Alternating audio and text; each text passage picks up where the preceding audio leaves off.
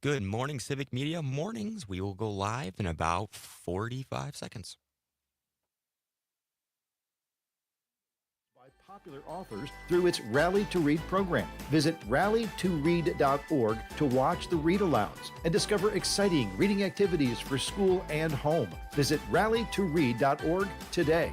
Rally to read! Finding support for my child with ADHD felt overwhelming. I didn't know which direction to take, but understood.org's resources helped guide me. Now I have the tools I need to keep us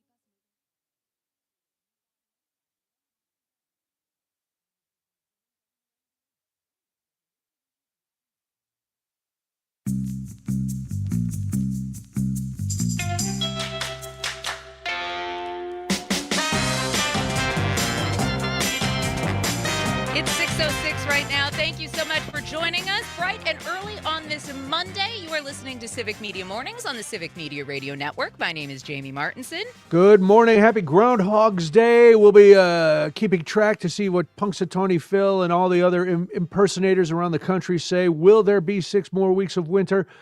God, I hope not. I'm Brian Noonan, and we're glad you're here. Another week where, boy, we start out Monday thinking there's really nothing to talk about because the weekend was not full of 3 million documents being released from the Epstein files, the Kennedy Center being closed for 2 years because of quote-unquote renovations. Hint, hint, nobody wants to perform there anymore. And the Grammys and ICE protests. And, man, I don't even know where to start. And we've got a lot planned that we're going to talk about. Do. But we also have a few things just that we're going to breeze through that you might have missed. Right. And they don't deserve breezing through, but we have to. Time is the tyrant. And yet I keep babbling. There's so much. So let's start out with some good news if you're an election watcher. Democrats in Texas got a couple of big wins over the weekend in a special election, especially for a U.S. House seat. Democrat Christian Menefee won the Texas 18th Congressional District special election. He actually narrows the GOP House majority to 218 to 214 now. Yep. Yes. So Menefee defeated Amanda Edwards. It was a runoff after both of them led a 16-candidate field in November of 2025. Now, that district has been mostly vacant since Representative Sylvester Turner's death in March 2025. Democrats also saw a little bit more momentum in special elections, including Taylor Remitt, who flipped a GOP-held state Senate seat. That was a district, by the way, that President Trump won by 17 points in 2024. Menefee's seat could be pivotal for upcoming tight House votes on immigration enforcement and also federal health subsidies. Special elections later this year in Georgia, New Jersey, and California may also further affect the closely divided House. And again, this is Texas. Texas. These 2 seats got flipped. And one of the guys is a young, just blue-collar guy. Yeah. So if it's happening in Texas, there's 17 a good chance. Points. 17 points was a district that the president won in 2024. And then in some not so great news, a federal judge, Catherine Menendez, who was appointed by former President Biden, actually denied Minnesota's request to halt Operation Metro Surge, allowing ICE enforcement to continue. This was another big headline that may have gotten a little overlooked over the weekend in other news. Menendez acknowledged profound and even heartbreaking impacts on communities, but cited harm to the federal government if Operation Metro Surge is blocked. Now, Minnesota argued the operation violates the 10th Amendment and pressures the state to change sanctuary policies. The court rejected those claims at this particular stage. Minnesota Attorney General Keith Ellison expressed disappointment, but he did vow to continue legal efforts. And Brian, we're going to actually be joined by John Parker. Later this morning after 7:30. He, of course, is a Minnesota resident. He also has his own talk show on AM 950 KTNF. He's going to join us this morning to give us a little bit of an update on what's been happening in Minneapolis. Because Tom Homan's on the ground now. And sure, so everything's calmer, right? Right, yes. We were going to, and weren't we supposed to start cooling the temperature? Wasn't that the deal when Tom Homan was sent there? And that's what we heard from the president, that we were going to pull out a little bit. We're going to cool things down, and then the next day, no, we're not. Yeah, no, and so we'll see. We'll see what happens. But we'll get into that with John later this morning. And if you want one more little bit of positive news, there was some anti-ICE protests across the country this weekend. Protesters staged demonstrations against federal immigration enforcement in Minneapolis, calling on communities to shut ICE out of everywhere. Demonstrations were part of a broader national day of action. Some protesters participated in worker and student walkouts and encouraged community boycott actions with the cause. Now, protests also occurred here in Wisconsin, including in Madison, Milwaukee, Green Bay, Wisconsin Rapids, and communities in between Friday and into the weekend. I think one of the coolest protests was the bike protests that we saw that. For yeah. Alex Very Preddy. nice. Yeah. Almost 200 memorial bike rides took place nationwide, including some here in Wisconsin, including in Madison, Milwaukee, Green Bay, and also Hayward. So just a little news, some bright spots to at least start your Monday. All right. So let's move from we do because we're about to go into something. And this is a question for you. We want you to jump in. 855-75-CIVIC, 855-752-4842 is how you get a hold of us via text, via the phone. Did anything that you hear or read that was released in this weekend's Epstein file document dump change your mind about the president's involvement? And how should Congress proceed now that we're seeing more and more evidence against a lot of very important people?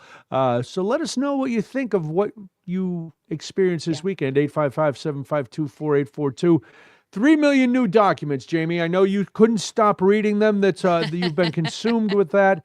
It was amazing to me how much was still redacted, but not the things that should have been redacted. Right. People were protected, but not the victims. The victims were still named. Their information was still out there, and yet we have to protect. We have to protect billionaires, and we have to protect politicians, and we have to protect celebrities. And we see more pictures come out. And listen, I'm no lawyer. It seemed pretty damning, not only to the president, but to a lot of other people. And as you read these things, if you were not outraged, I don't know what that says about you, other than you don't have a daughter or a mom or a sister or a wife. I mean, and let's be clear. The president was mentioned more than 1,000 times in these 3 million documents that came out on Friday. Right. The files include a mix of references ranging from routine mentions to unverified allegations of sexual misconduct. Some documents describe interactions between the victims and the president, including claims that Epstein's associate Ghislaine Maxwell introduced him to victims at a party. The Justice Department has said the allegations are absolutely false. There is no public evidence that the FBI deemed them credible. And of course, the president has denied any wrongdoing. And I do have something to say about this because you mentioned the victims. I am someone who has been a victim of domestic abuse and sexual assault at the hands of somebody that I thought I loved and somebody who I thought loved me. These files, if you are a victim, are just a really painful reminder of the trauma that these victims have suffered. And even though a lot of the accounts are unverified, they are graphic, they are deeply disturbing. And these survivors deserve respect, compassion, and most importantly, they deserve privacy right now. And the way this Justice Department has handled the release raises so many concerns because it feels like a form of re-victimization, honestly. There have been reports where some of the information, as you alluded to, was not properly redacted, that deadlines were missed while other materials were heavily redacted. And that just makes it more difficult for all of us to understand the full scope of what's in these files without putting the survivors at further risk. And while the documents, again, include mentions of high-profile figures like the president, Elon Musk, Howard Lutnick, Steve Bannon, and even Bill Clinton, we will be clear, none of these individuals have been accused of any wrongdoing. The focus, however, Brian, should actually remain on the victims, and it should ensure that their experiences are acknowledged. They should be protected and not overshadowed by political or celebrity narratives. And as a survivor, I will never assume another survivor's story We all find our own paths towards healing, and no two stories look exactly alike. I know my experience changed me in hard ways, some really meaningful ones as well. It was even a thought that went into raising my own boys, who I knew would become adult men someday. So if the news around these stories is hitting close to home for some of you, I hope you're taking care of yourself right now. It's okay to step back from the headlines. It's okay to unplug, to lean into the things that bring you comfort, joy, and maybe that sense of peace. And it's okay to ask for support when you need it, because you're not weak for feeling like this. If you're feeling like this in this moment, and you're definitely not alone in those feelings. But we really need to be more conscious of the survivors as we try to consume what's happening in these headlines right now. Yeah, fair enough. It's unimaginable for those of us who haven't gone through it, what people are going through. But when you look at this, and people, there's supporters of the president and these other people that are going to fight. But there's so much evidence coming out. And yes, you can read some of the phone logs and to the FBI tip line. And I'm guilty of this too, going, okay, some of these are anonymous. There's no, but then some of them have names and numbers that go with them. And yes, that does lend a little more credence to those claims.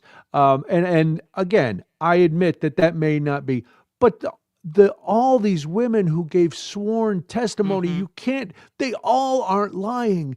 All aren't making this up. Why on earth would you imagine that any woman would make this up to put herself through this? It doesn't happen. I know it. Yes, alone. I can't imagine it. And we see it in movies and stuff. Well, it doesn't really happen that way. I've spoken to attorneys on this type of matter before in high-profile sexual assault cases.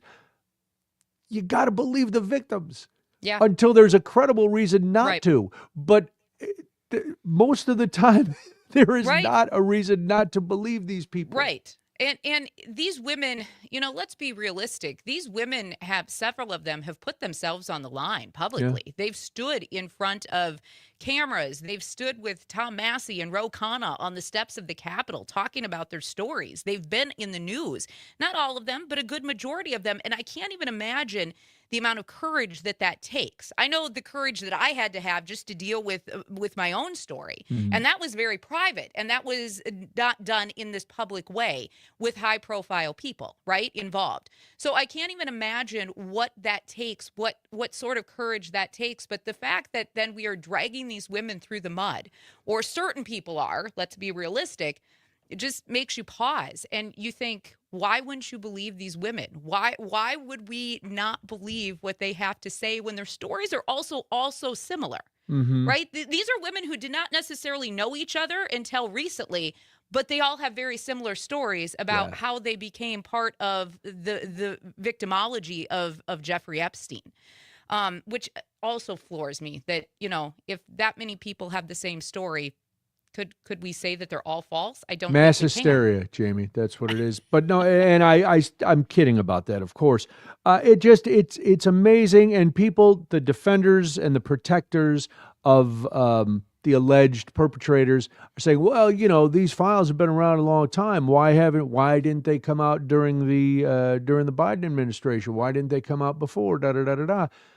I don't know. And if it was a case of maybe they were trying to protect some Democratic people who were involved. Like Bill Clinton has not been accused of anything, but his name did appear in the files, and there are pictures of him. If people were trying to protect him, that's just as wrong, and it doesn't make what you're doing now right just because somebody else was wrong. There's no equality there. And the fact that the Republicans are holding Bill Clinton in contempt for not showing up in Congress to testify. The most hypocritical thing ever. How about Lutnick? He's now in the files. How about the president, who's also been named in the files? How about Steve Bannon, who's also been named in the files? The whataboutism. It's crazy. It's too much. You know what? Good on the Clintons for waiting, and if they have to testify, because then everything has to get released. They want to do it public. So I don't blame them. I can respect that. 6:19 right now. You're listening to Civic Media Mornings. I am Jamie Martinson. And I'm Brian Noonan. When we come back, there is so much more, as you can imagine, on the Civic Media Radio Network.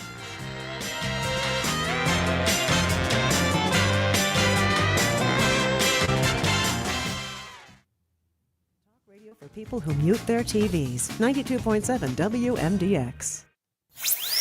Get the drill out of my face. Hey, no one wants to get their teeth drilled at the dentist, right? That's why I stopped. This is Dr. Chris Kammer from Victorious Dental. When you can heal cavities with brush-on medicine, why would you ever want to amputate tooth structure with a dental drill? There are no dental drills at Victorious Dental, and no shots either. Don't need them. For a kinder, more humane healing experience at the dentist, reach out to Victorious Dental at thedrillisgone.com. Are you 50 or older? This news is for you. The CDC recommends you get vaccinated against pneumococcal pneumonia. Even if you're healthy, your age puts you at risk. People 50 or older are over 6 times more likely to be hospitalized with pneumococcal pneumonia compared to adults 18 to 49. Just one shot can help protect you. Learn more and schedule at vaxassist.com. That's VAXassist.com. Sponsored by Pfizer.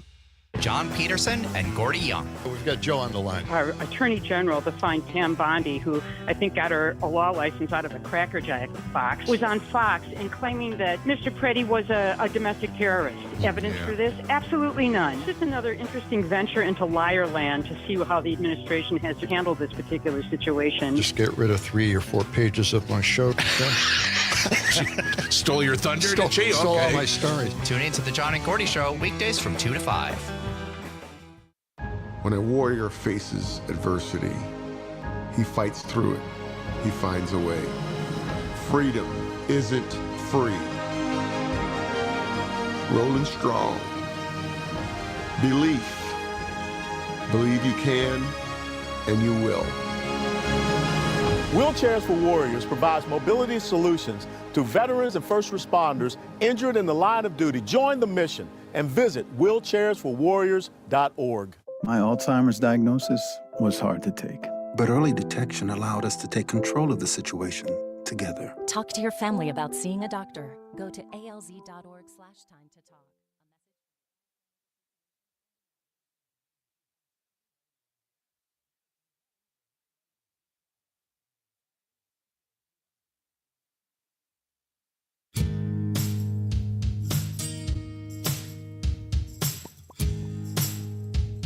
6:22 right now. We hope you are having a great start to your morning. If you're listening in Oshkosh or Appleton, you're listening on WISS. Also, shout out to the folks listening in Eau Claire on 93.5 The Tap. We are glad that you're here. My name is Jamie Martinson. And I'm Brian Noonan. Good morning. Welcome. We were talking just before the break about the Epstein file release over the weekend and the victims who have now sent many statements and a petition saying things need to be redacted better because they are still being called out for no reason. They're not being protected. The alleged perpetrators are. And Mark wanted to jump in. He called 855-75-CIVIC, 855-752-4842. You can as well. Mark's in Prairie du Sac. Hi, Mark. Yeah, good morning. Yeah, as having had women in my life who have related stories like this to me that has happened to them, that those wounds do not heal very quickly, if at all, sometimes. The victim should have been protected, and in this case, it looks like the perpetrators have not been actually, the perpetrators have been. Let's remember that Donald Trump, I don't know if all the allegations against Donald Trump are true, but remember he bragged about grabbing women. And Donald Trump, if you remember right, that Donald Trump did not think domestic abuse was all that bad a crime. He more or less said if a husband kind of hits his wife or smacks his wife around, that's really not so bad a crime. And that is something he actually came out and said, if I heard the story right. So Donald Trump, all these perpetrators, they are the ones that should be coming out, and the victims should be protected. And Justice Department clearly wants to put targets on the victims, so that the supporters of the perpetrators are going to re-victimize these victims. Thank you so much, Mark. Thank you for the call. We appreciate it. Jamie, I don't know what news sources you subscribe to, but you brought up a story that I even though I know you don't bring things to the show that are not verified, that are not from reliable sources. This story from the Heritage Foundation, it can't possibly be true. We're going to talk about it, but just know that I don't doubt your veracity or your ability to verify a story. I just can't believe I'm living in a dystopian time like this. Speaking of how we treat women, so this new report from the Heritage Foundation actually lays out a series It's of Misogynistic Monday on Civic Media is. Mornings. This is what we've got to go with. Now, this particular report says that, these proposals are designed to strengthen American families. And among the so-called ideas from the Heritage Foundation, marriage camps for unmarried couples, structured like boot camps, ending with a communal wedding, a financial incentive, and long-term mentoring. Didn't the Moonies do this a long time ago? I believe so. Mass cult weddings, but I digress. Please, more details to try to convince me that this is real. This is real, by the way. The report encourages Americans to marry younger and start families earlier, even if that delays, higher education or skipping it altogether, and even career advancement. It promotes two-parent heterosexual households is the preferred family model. Financial incentives include government-backed savings accounts for couples who marry before the age of 30, up to $2,500 over 3 years, along with expanded tax credits for single-income households. Boy, Hold on, that's big. Wait, let's repeat that. That's big money. What, 25 over 3 years? Over 3 years. Boy, Aquarium is so far behind based on these standards that the Heritage Foundation is setting out. That's $800 a year, boys. You could raise a few kids on $800 a year. Keep that wife of yours barefoot, pregnant, and pumping them out. Let's go. Kids are cheap. Kids are cheap. Missed opportunity. Dang. So this report, it gets worse, by the way. This report also discourages online dating, calls for ending what it describes as marriage penalties and public policy, and supports stronger work requirements for social safety net programs. It also pushes back on cultural attitudes favoring smaller families, urging parents to have more children. It also acknowledges the use of in vitro fertilization, but the report cautions against IVF for unmarried couples or just individuals. Now, the Heritage Foundation also advocates for increased religious participation and suggests a uniform day of rest that would limit commercial activity. Career ambition and education are openly criticized. The report argues that family formation should take priority over financial and professional stability. It also calls for rolling back regulations in areas like housing and childcare. Now you know why it's so hard to fund childcare, folks. Arguing that fewer rules would make raising families more affordable. Career ambition and education are criticized. We want you stupid and poor, and we want you to need us for everything. Big Brother truly is on the doorstep. We already have one of these things you mentioned, Jamie, is already starting. The stronger work requirements for social programs. That came out over the weekend, too. New SNAP requirements where you had to make sure you are putting in all of your work history, and you must make sure that it is updated, and your employer has to verify it. Oh my goodness. Yes. And so, there's no way. Right. Well, how is this real? As a female, all right, yes. I'm going to speak from the female perspective. Listen, I don't think who the hell are in you this to be planning my family and my choices for me? Roe versus Wade, and now this. Who the hell do you think you are to be planning my family for Jamie, me? I think you're way out of your league now as a lady. I will you're not step supposed. back. Please, let the males have the conversation. It's I fine. think you know what you're supposed to be. You need to pump out a couple more kids. You only have two. You're not holding up your end. Plus, I have not. What's with this education and career advancement that you're up to? I don't enjoy it. I'm not a fan of it. Framing this as pro-family literally masks the reality that they are limiting women's ability to make personal medical choices and life decisions for themselves. You know, Tim Walz may have said it best during the campaign. What the hell do they want to be in our bedrooms for? Why are they in our bedrooms? Know. Why do they now, care? It's weird. It's obvious that this is targeted toward women, but I'm not sure are the guys supposed to not be educated too?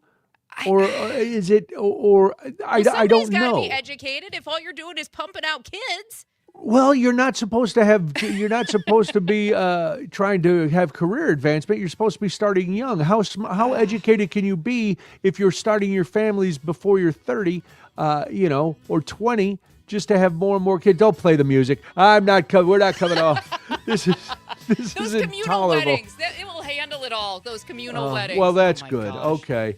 Hey, this will make you happy. We're going to talk about more voting rights and people trying to curb them. It's 6:29 right now. Civic Media Mornings on the Civic Media Radio Network. Warned you about. This report brought to you by Downtrins Distilling, making fun flavored spirits with local produce. Attend a tasting. Book today at downtrins.com. Will they or won't they? That's one of the big questions we discussed last week at the Wisconsin Corn Soy Expo. I'm Pam Yankee, starting you off before the opening bell on a Monday morning. Quick look at what's happening as far as news influencing your markets today. Will they or won't they actually take 12 million metric ton of U.S. soybeans? That was one of the questions posed last week during the Wisconsin Corn Soy Expo to Scott Metzer. He is the president of the American Soybean Association. He said, well, the number is big, and so far it looks good. We never know until those beans actually start to move. That 12 million, I know Besson threw that around that was 12 million, but it's not been confirmed by USDA yet. And we all on the board have it's a China clicker app that's on that like it pulls it up and it's still at that 9 million metric tons. So not to say that they won't meet it. I'm sure they will. But at the end of the day, that's half of where we're usually at. And even looking forward, I know it's the next 3 years is that 25 million metric ton. That's Scott Metzer, one of the speakers at Wisconsin Corn Soy Expo, current president of the American Soybean Association. Like he says, everybody is hoping China will make good on its deals, but until those beans start to move, nobody's certain. What is certain in the markets overnight? We'll take a look at opening numbers next.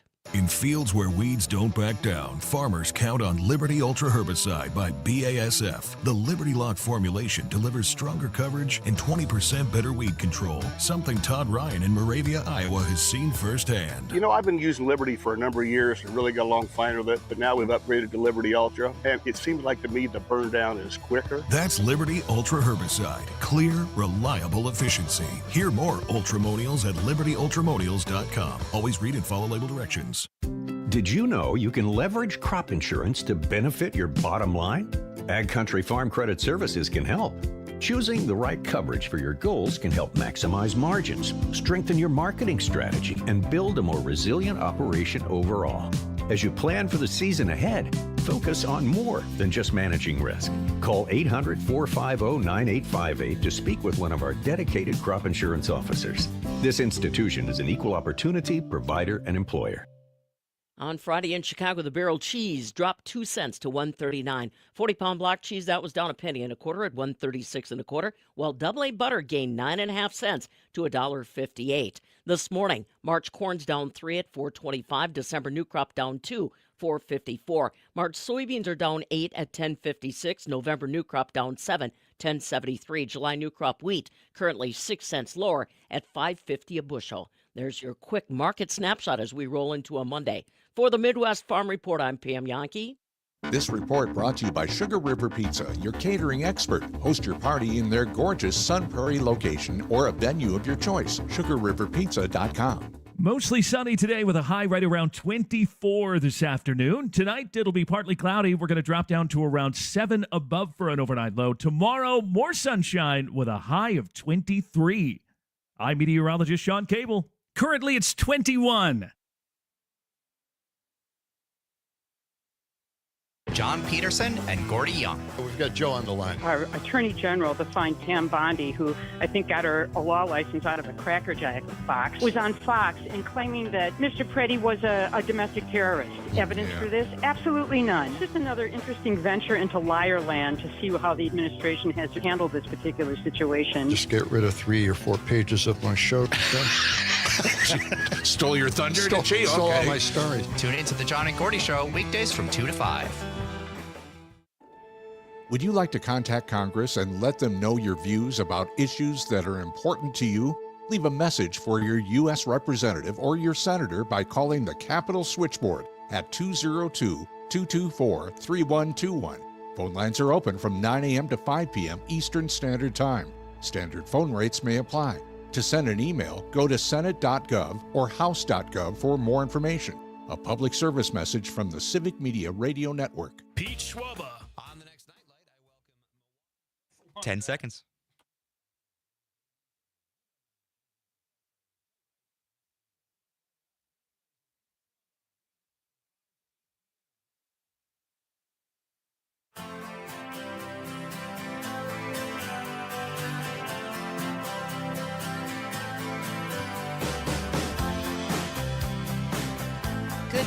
and thank you so much for joining us on the Civic Media Radio Network. You're listening to Civic Media Mornings at 6:35 right now. My name is Jamie Martinson. And I'm Brian Noonan. We're keeping an eye on the groundhogs. We will let you know as soon as we hear anything, whether spring is coming or whether we will be ensconced in winter for an extra 8 weeks. And the way things are going, why wouldn't we be? It goes along with everything else. Just when you thought it was safe to look to our Wisconsin legislators and say, okay, they can't be unleashing any fresh hell on us. Oh, you're wrong.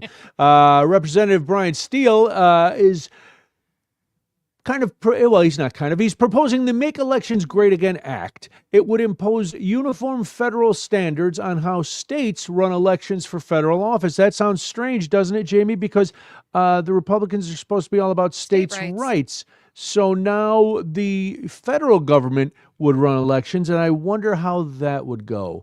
There's a lot of more of the show us your papers kind of mood to this bill. Well, and let's be realistic. Voter fraud in the United States is exceedingly rare, no matter what certain people want to tell you. It depends if you win or lose. If you win the election, there is no voter fraud.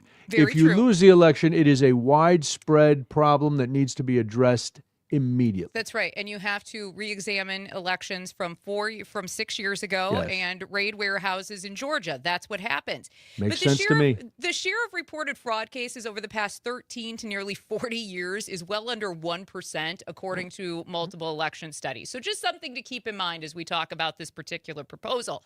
So you're saying it's not nothing? Less than 1%. I mean, if this is the odds that you want to gamble with, I don't think you should go to Vegas. I'm just saying. This is what they hang on to. It's they're, despite recounts after recounts after study and research and proof, it's ridiculous. 99% chance that the election is going to be just fine until you lose, and then of course we need to make the Make Elections Great Again Act. So this proposal, why do we need so many adjectives? We just I just don't understand. And why are you so lazy? We're going to just keep using the same term and or the same bad slogan and change one thing? Get a thesaurus, people. So the proposal would actually require photo ID for all voters in federal elections, including anybody voting absentee, and would also mandate documentary proof of U.S. citizenship in order to register. If I'm voting absentee, it's because I can't be there. Right. If I can't be there, how am I going to show my ID? Because if I send a picture of my ID with my ballot, that is easy to fake. It might take it all the way up to 1%. Right. So what have they thought through the logistics of this plan? Has Representative Brian Steele thought about these questions? I think this is part of the problem to make voting harder, right? Of course. Because they would like to make voting much more difficult for all of us. But no, that was the first question that I actually raised when I was reading through this too, is if I'm voting absentee or by mail, how do I actually prove my identity? Oh, and by the way, if you're not a citizen of this country, you can't actually register to vote. That's the second part of this problem with this particular bill. So, well, listen, now you're bringing facts in again, and we don't like it when you bring in facts. It's hard to dabble in real information and real factual information. But with this proposal, states would also be required to verify voter eligibility every 30 days using federal databases with mandatory removals of voters deemed ineligible. The bill would also ban universal vote by mail in federal elections, require mail ballots to arrive by the time polls close, and sharply limit who can collect and return ballots on behalf of others. It would also tie federal election funding to cooperation with the U.S. Attorney General and allow private citizens to sue election officials based on a feeling. Right. Yes. Which is again, and I know I seem very this morning like I can't believe what's happening, because most of us rational human beings cannot believe what's happening. But yes, if you allow any citizen who doesn't like the results of the election to sue election officials because they think or they feel or they've imagined that there is some sort of communication, mishandling of a ballot. They had to look twice for their name in the registration book. I've never had the election worker, just the poll worker, just open the thing. Oh, there you are. They're like, oh no, where? Like it's Right. N. It's right under N. It's right, Right. there. Can I sue for that now? It's fascinating because you also have to think about how many people, right, every election are unhappy because their perceived and favorite Yes. candidate didn't win. So if I'm just unhappy because my candidate didn't win, the person I thought was going to do the best job running the country did not win, can I just sue? Can I do that? Well, because according to this, I can. It depends how much orange makeup you're wearing. Well, this is and true then, as yes. well. But supporters are arguing that this bill would restore trust and strengthen election integrity. Sorry. I don't believe so. Not at all. Critics are saying that it basically represents a federal takeover of elections because it does. They also say that it risks wrongful voter purges because it does. And they also say that it creates new barriers for seniors, people with disabilities, students, and rural voters because it does, because they don't actually want those people to vote, which I think is also fascinating. Mhm. That And they the would the make it armed harder. forces, all the men and women serving overseas, they get to Right. vote by mail and absentee. We're not going to They let wouldn't- them vote either. No, It's because you have to show your ID, and I don't know how you do that when you're voting absentee. I don't know how you vote, show of ID if you're voting absentee by the mail. So that's going to take out a huge swath of people who should be able to vote, like you mentioned, are armed services or even citizens of this country Yes, who are exactly. overseas working or whatever it might be. This students is who aren't, ridiculous. you mentioned students, but kids who are away at college, they Mhm. they're registered at home, but they can still vote, and they're saying you can only bring in 4. So like if you have college kids living with you, and your sons, JB, maybe still registered Right. at your house, they send they get their absentee ballots, they fill them out. You or Corey take them to you can only take a certain amount to the post office. One person can only take 4 to the post Yeah. office now because there's apparently going to be somebody there at your mail drop counting each ballot that you're putting into the.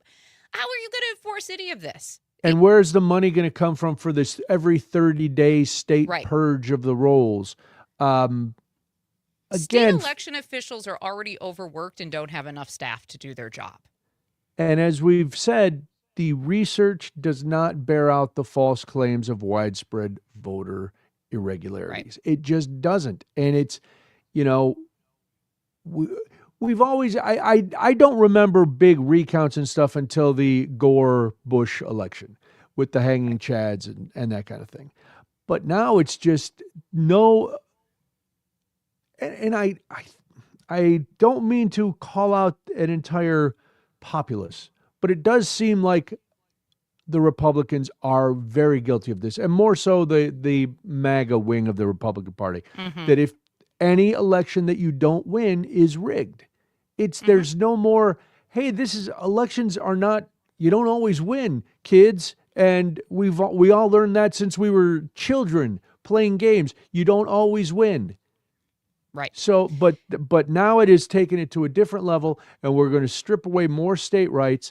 And pretty soon, listen, maybe after that marriage boot camp that we talked about, pretty soon you ladies are going to lose that right to vote too. Then the Heritage Foundation would love nothing more than for that to happen, actually. I know. So we're going to, pretty soon there's not going to be that many people who are going to be allowed to vote anyway. There's going to be like 6 of us. And I say us because thankfully, I still, as a white middle-aged guy, I'm probably safe. You're going to be able to go to the ballot. The rest of us will not. Right. And if you want the country trusted to guys like me, boy, you're going to be in even worse trouble. What I think is interesting, though, is, this is a party who complained about how long vote counts take. I mean, the last few elections, they've complained about vote counts. All this is going to do is slow that down. It's going to create longer lines. There's going to be administrative chaos. There's going to be increased confusion on Election Day, which, by the way, is what this is essentially supposed to do. And it's going to dissuade people from voting. Voting is a fundamental right in this country. And like every other system that we have, this needs a major overhaul. Voting needs a major overhaul. Reform, though, should be happening at the state level where officials understand the local needs and the processes. And what's being proposed here this isn't targeted reform. This is a sweeping federal mandate, and it's hard to ignore that this essentially puts centralized control over election rules into the hands of an administration in power, which gives it more influence in the overall outcome of that election. And we've known from the start that this administration does not want to give up power, and it may not even be him. It may just be the people in the shadows behind him. They don't want to give up power.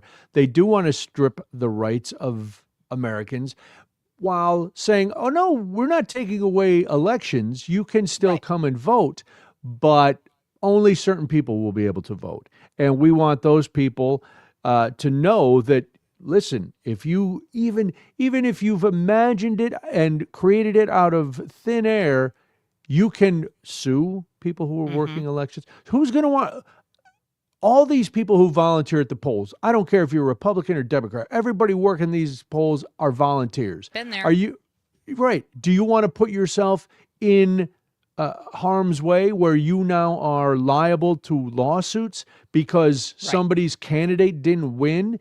And once it starts at the federal level, then it will go on to state office. It will go on to local elections. And imagine if your town has a mayoral election where it's bitterly opposed. And Jamie, you decide you're going to volunteer and you're going to work the polls that day, and one of those candidates didn't win.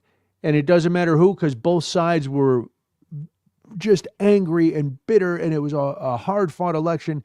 And now all of a sudden, you did your civic duty, you volunteered to help, and now you're getting sued. It's going to really cut down on the amount of people who are willing to help. It's going to cut down on the amount of people who can vote. And it does, we see it in other countries where, yes, they have elections, but they don't matter. And if you're somebody who's worried about the voting process and intimidation at the polls, and if you're somebody who's worried about the process in general, this concentration of authority that this Make Elections Great Act, I can't even say it because there's too many A's, too much alliteration in there. But at any rate, right. If you're somebody who's worried about that type of authority, and you value a fair, independent election, you should be very concerned about this because this affects both political parties. Both political parties would then be in control of those elections going forward. And if you're Republican, you're not going to love that if the Democrats are in charge. And if you're a Democrat, you're not going to love that when the Republicans are in charge. And I think you should be very, very concerned about that concentration of authority going forward if a bill like this were to pass. And I know we can't go back in time, but do you believe, after all the history you've studied and all the things, that this is how we were set up, that one party could get in and take over and just stay in charge forever? I don't believe that was how this country was framed. I don't think any of them were supposed to be in. This was not a career. This was supposed to be where you go in, you serve your country or your community, and then you're done. In fact, isn't that what the Constitution was supposed to prohibit? Exactly that? I'm pretty sure that's how history works. Yeah, again, we got to read, and that's hard. Crazy. 6:48 right now. You're listening to Civic Media Mornings. My name is Jamie Martinson. And I'm Brian Noonan. Hey, in good news, the Grammys were last night. We'll talk about that a little bit because I can't talk about the dystopian society anymore on the Civic Media Radio Network.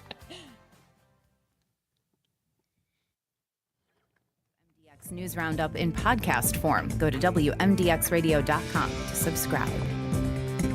John Peterson and Gordy Young. We've got Joe on the line. Our Attorney General to find Tam Bondi, who I think got a law license out of a Cracker Jack box, was on Fox and claiming that Mr. Preddy was a domestic terrorist. Evidence for this? Absolutely none. It's just another interesting venture into liar land to see how the administration has handled this particular situation. Just get rid of 3 or 4 pages of my show.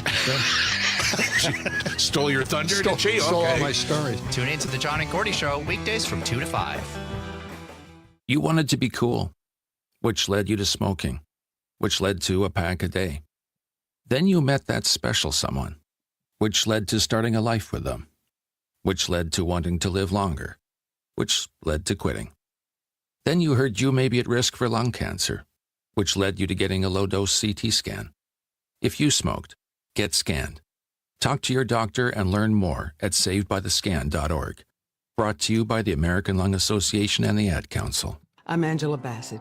For 33 million Americans, one bite can cause a life-threatening reaction. Now, there's a needle-free option for epinephrine. Learn more at foodallergy.org/ready-to-act. From the Capitol to your kitchen table, Madison's biggest stories live right here on 92.7 WMDX. John Peterson and Gordy Young. We've got Joe on the line. Our Attorney General, the fine Pam Bondi, who I think got her a law license out of a Cracker Jack box, was on Fox and claiming that Mr. Preddy was a domestic terrorist. Evidence for this? Absolutely none. It's just another interesting venture into liar land to see how the administration has handled this particular situation. Just get rid of 3 or 4 pages of my show. Stole your thunder, Stole all my stories. Tune in to the John and Gordy Show weekdays from 2 to 5. Is there an issue that's important to you? Would you like the President of the United States to know how you feel? Why not call the White House comment line? The number is 202-456-1111. The White House comment line is open from 10 a.m. to 3 p.m. Eastern Standard Time, Monday through Friday. Standard phone rates may apply. You may also send an e-message to the President at whitehouse.gov/contact, a public service message from the Civic Media Radio Network. Kids across America are going to school hungry every day. With help from caring people across America, No Kid Hungry is providing healthy meals and hope to hungry kids so they can build better futures. Learn more at helpnokidhungry.org. Parallel parking in Madison? Impossible. Finding real conversation on the radio? Probable. With 92.7 WMDX. Your neighbors are talking. Leaders are deciding. Madison's story unfolds daily. 10 seconds.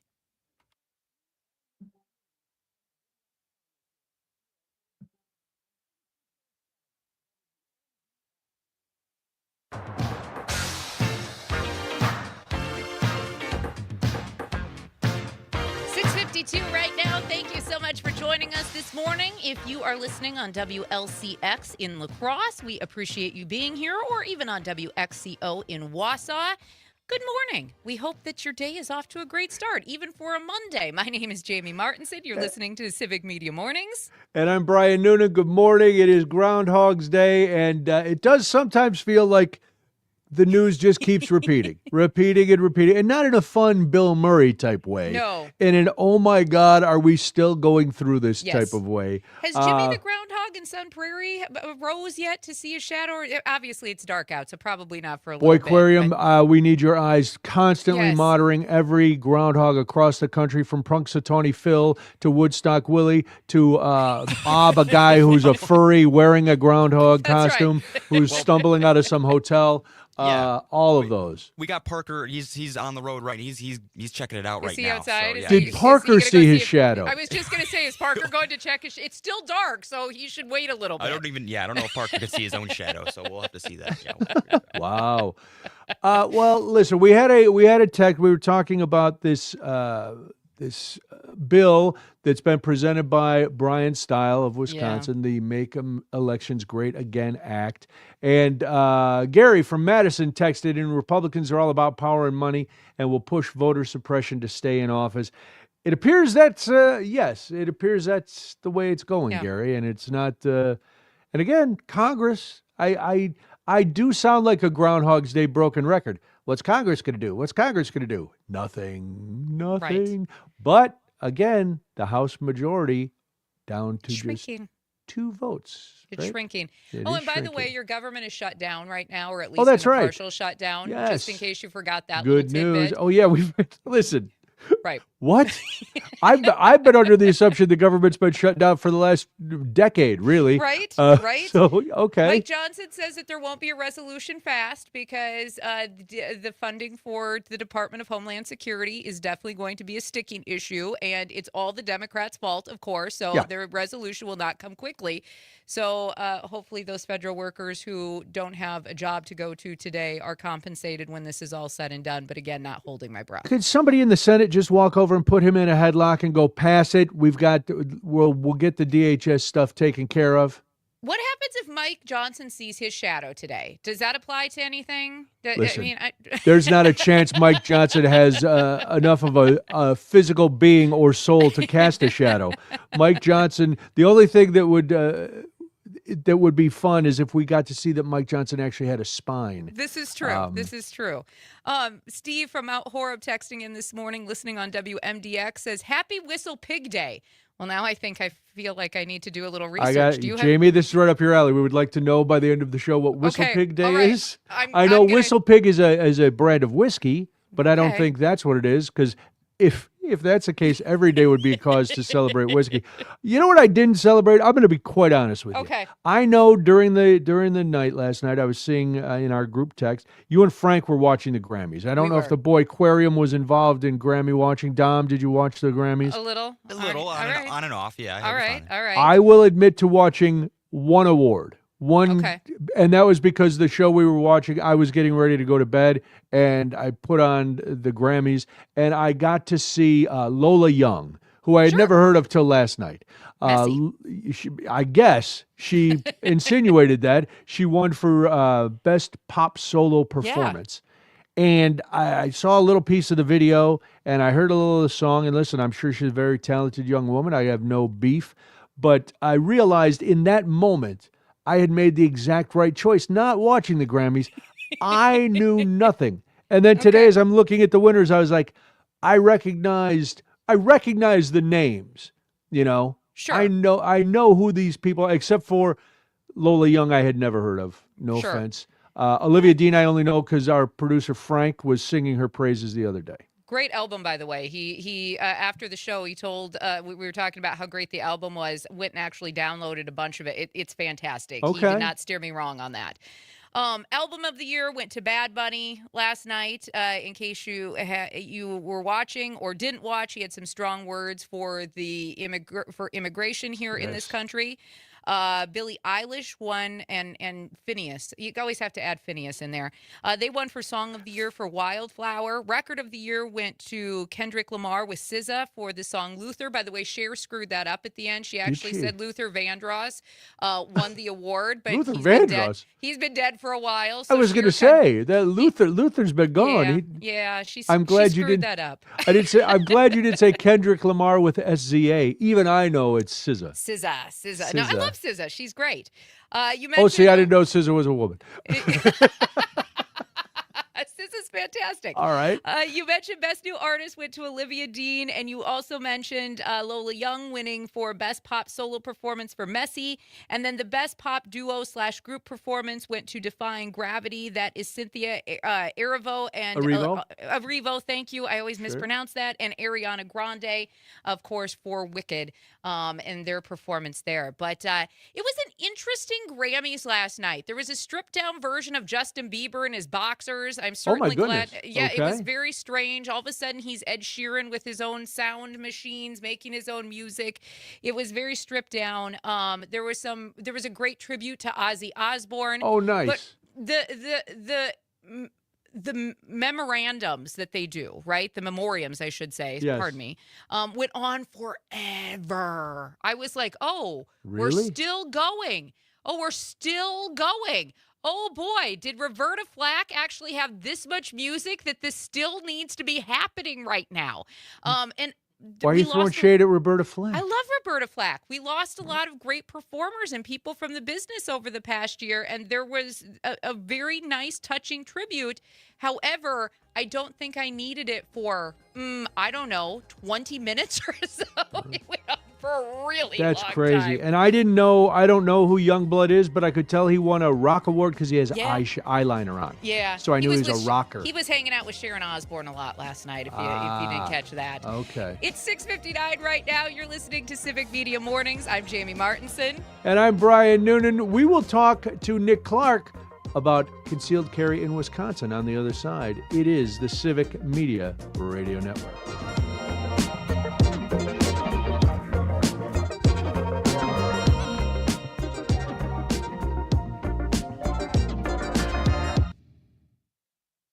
WMDX Columbus, Madison's real news and great conversation. A Civic Media station. WMDXradio.com. ABC News, I'm Sherry Preston at Gobbler's Knob in Punxsutawney, Pennsylvania. The prediction just in from Punxsutawney Phil on this Groundhog Day. There is a shadow here on my ground. 6 more weeks of winter abound. Even a little bit of warm-up might feel like an early spring for large parts of the country that have been stuck below freezing. The extreme cold warnings all the way down to Florida, where we're waking up this morning to temperatures in the 20s. Jacksonville, Orlando, down to about 36 in Miami. Tampa getting down to the freezing mark this morning. Temperatures moderating a little bit during the course of the week, though. And speaking of moderation, we could get up to near the freezing mark for the first time in 10 days in New York City. Flurries in the Great Lakes, a little bit of snow streaking through parts of the high plains. That's ABC meteorologist Jeff Smith. For the first time in 2 years, the Rafah crossing between Egypt and Gaza is now open. President Trump says the Kennedy Center will close July 4th for 2 years of reconstruction. This is ABC News. This report brought to you by Chad's Design Build. See their dedicated team of experts. Remodeling done well with love. chadsdesignbuild.com. For 92.7 WMDX News, I'm Savannah Tomei Olson. As the Democratic field for governor stays large, the Republican side is thinning out. Lisa Hale explains. A Republican candidate for governor is endorsed by President Donald Trump. Trump said on social media that Tom Tiffany, who's the current representative in Wisconsin's 7th congressional district, has always been at his side. And as governor, Tiffany would work to grow the economy, cut taxes, secure the border, ensure law and order, support the military, and protect gun rights. Tiffany, a longtime supporter of Trump, launched his gubernatorial campaign in Wausau back in September. Following the endorsement, Washington County Executive Josh Schoeman dropped out of the gubernatorial race, meaning Tiffany will now face medical service technician Andy Mansky in the August 11th Republican primary. Meanwhile, a handful of people are challenging the state treasurer. Republican John Leiber currently holds the seat. 3 Democrats are running to take his spot. Eric Wilson is a small business owner who wants to increase financial literacy. Dylan Helmenstein is an analyst for the state's Medicaid program. He wants to focus on affordability. Yilang Shang is on the Marathon County Board. He talked with Civic Media's Isabella Nieto last week. The state treasurer position, often people look at that position and feel that it's a ceremonial position, but it's not. It's about accountability. This position here has held accountable by the Wisconsinites. It's not accountable to the governor or the state legislator. Leiber is a fiscal conservative and says he's proud of growing investments for the state of Wisconsin. Because it's a largely symbolic role, back in 2018, there was a referendum on the ballot where voters got to choose whether to axe the office of the treasurer altogether. But instead, Wisconsinites chose to keep the position. I'm Savannah Tomei Olson, 92.7 WMDX News. Super Bowl 60 gets underway. Hi, I'm Mike Clemens with sports from San Francisco. Getting ready to host the Super Bowl this week. Both teams arrived here yesterday, the Seattle Seahawks and the New England Patriots. The game coming up this Sunday at 5:30. I'll have reports from both teams here all week. Tonight, it's the opening night ceremony live on the NFL Network. The Arizona Cardinals have a new head coach. It's 37-year-old Mike LaFleur, who's been the offensive coordinator of the Rams the past 3 years. LaFleur is the younger brother of Packers head coach Matt LaFleur. Men's college basketball, the Wisconsin Badgers beat Ohio State 92-82. California Governor Gavin Newsom in attendance. His father-in-law, Ken Siebel, was a star basketball player for the Badgers in the early 1960s and was honored before the game. NBA, the Bucks lose in Boston 107-79. Couldn't make shots. Listen, guys, it's just hard to create shots. That's Bucks head coach Doc Rivers. With sports, I'm Mike Clemens. This report brought to you by Serenity Pet Spa, providing a sanctuary for dogs to be bathed, groomed, and pampered while enjoying free play with other dogs. SerenityPetSpa, Madison.com. Mostly sunny today with a high right around 24 this afternoon. Tonight, it'll be partly cloudy. We're going to drop down to around 7 above for an overnight low. Tomorrow, more sunshine with a high of 23. I'm meteorologist Sean Cable. Currently, it's 21. You're a storyteller, negotiator, artist, innovator. Whatever your passion, whatever your skills, behind the scenes, or in front. You belong here. A career in broadcast media. Local radio and TV stations in every town and city need someone like you. So do what you love and bring your talent to life. Your passion, your skills, your career. You belong here. Learn more at youbelonghere.media. This is Robert Pilot, host of Native Roots Radio. On our show, we talk about Native issues like treaties, protecting Mother Earth, and holding our elected officials accountable. You'll also hear from Turtle Island voices like Arvina Martin, State Representative Heather Keeler, Ruth Ann of Buffalo, Dr. Anthony Stately, State Senator Mary Kunish, Robert Lilligren, and Bob Blake. Native issues are human issues, and human issues are Native issues. Native Roots Radio, weeknights at 8 on your local Civic Media radio station. Finding support for my child with ADHD felt overwhelming. I didn't know which direction to take, but understood.org's resources helped guide me. Now I have the tools I need to keep us moving forward.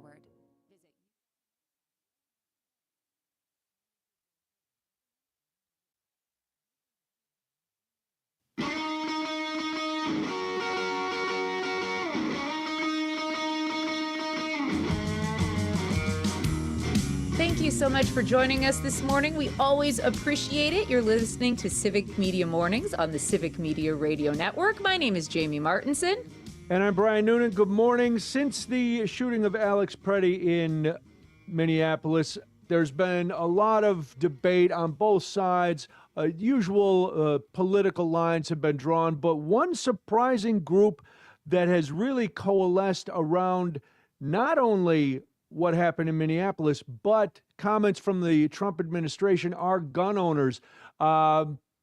They've exposed concern that gun owners have had for a long time, that some of the people in the administration are not as committed to the Second Amendment as they would appear to be. We're joined now by Nick Clark. He's chairman and president of Wisconsin Carry. They're Wisconsin's largest all-volunteer pro-gun advocacy group. He is also a firearms instructor. You can find them on wisconsincarry.org. Nick, thanks for being here. We appreciate it. It's my pleasure. So I wanted to, let's just start with the comments that we've heard from the president, that, well, he shouldn't have had a gun and things like that. And Kristi Noem saying that Alex Preddy had arrived there to cause mass harm. As a gun owner, how did those comments hit you when you first heard them? Yeah, so the first thing I would say is, with regard to President Trump's comments, I half agree and half don't. So first, if people are protesting, and because I've been to protests and I've been armed, and I think that, I encourage people to carry all the time. So protesting armed, I believe is a right. And so for the president to say that you shouldn't protest armed, or I disagree with that, and that was a bad word choice. One of the things, though, that I would agree with is that you shouldn't get into a conflict while you're armed, because that is, by its very nature, an armed conflict. So in our concealed carry classes, we say that to people. And one of the standards, common law doctrine standards of self-defense, is you have to be innocent of instigation. So if a citizen is carrying a gun, the only reason to carrying a gun is for self-defense. That's the only lawful purpose for carrying a gun is self-defense. So you should be innocent of instigation when you're carrying that gun. And that means not even getting into verbal altercations with people, because those can escalate. And that, so for that reason, again, if people want to protest, if someone is standing on the sidewalk and waving a flag and saying their piece, I mean, that not only do I believe protected, I think it's a good idea for people to be armed all the time, because maybe you're leaving that protest. I mean, maybe at the protest, there's 1,000 people that agree with you, but then you leave to go to your car and you're by yourself. I mean, you should be armed.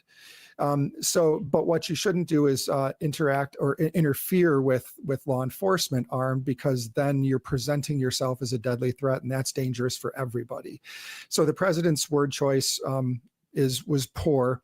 But I'll also say that because of the president's poor word choice, and I can't speculate what people really mean. Like Kristi Noem, like I don't even want to speculate what she really means, and what I don't want to speculate what Alex Preddy thought, because that's not fair for not fair for Kristi Noem to speculate what he was intending to do. She doesn't know what he was intending to do, unless she has some FBI record of his chats. But but what I would say is that when President Trump and the comments that he made, he once was at the NRA convention. He said, I don't get why gun owners don't vote. Mr. President, this is why gun owners don't vote, because there's a saying that the danger to guns are rust in politicians. And he's demonstrating why politicians are, whether his comments were ill-placed. It's not the first time. During his first term, he said, take the guns and worry about due process later. Red flag for gun owners. Right. Ban bump stocks, which I know gun owners were very against as well. And let's go back to the administration a little bit. In other news organizations, I've heard you call some of the Trump administration country club gun owners. So can you explain a little bit about this disconnect between how our political leaders view gun rights and how everyday gun owners basically live them? And then how do those comments really affect trust, Nick, among gun owners in our elected officials? Yeah, so country club gun owners, these are people with security details. These are people who, during campaign season, they campaign as the second coming of Charlton Heston when it comes to gun rights. They'll throw on an NRA hat, they'll put on a plaid shirt, and they'll go to a shooting range for a photo op. But then come legislative session, they run away from the gun rights issue like no tomorrow. So country club gun owners, they're people that many of them have their concealed carry license, but it's a novelty. It's something that they, laugh or brag about or want to show off at a cocktail party, but they don't actually carry. These are people that country club gun owners are people that don't deal with the same kinds of threats that I might deal with, or the same, a huge number of people in metropolitan areas, Milwaukee, Madison, carry for self-defense. And they're not Republican voters, they're Democrat voters. Those are a completely different subset. That's not the country club owner. That's the people that actually carry because their life might depend on it. And so I don't want to be too pejorative, but we in the gun community have some disdain for country club gun owners because it's not about going to a Pheasants Forever banquet and what it's really about self-defense and being able to protect yourself and your family. And most of the time, it's not having to harm someone because 90% of the time, by FBI statistics, you pull a gun and the threat runs away, and it's an unviolent situation. And that's what we want. We want no violence. Nick Clark is chairman and president of Wisconsin Carry. They are Wisconsin's largest all-volunteer pro-gun advocacy group. Nick, you were, I want to go back to what you've been saying, that you think everybody should carry. And whatever side of the argument you're on, I'm just curious, was this always your position? Was there a point in your life that triggered, no pun intended, you to say, okay, now everybody, we've always had the Second Amendment right, but something that made you say, no, now I want to become an advocate for this because of X, Y, Z?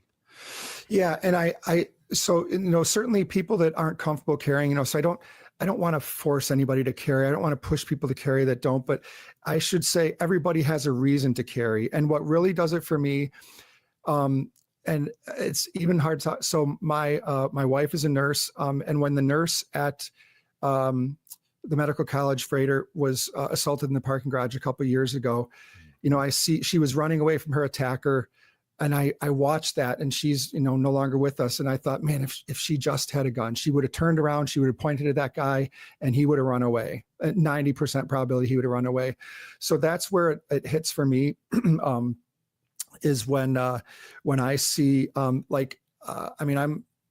a very athletic guy. I was a bodybuilder for many, many years. I actually don't worry about my personal protection all that much because people aren't going to pick me as a target. Right. But so it's really thinking about other people like,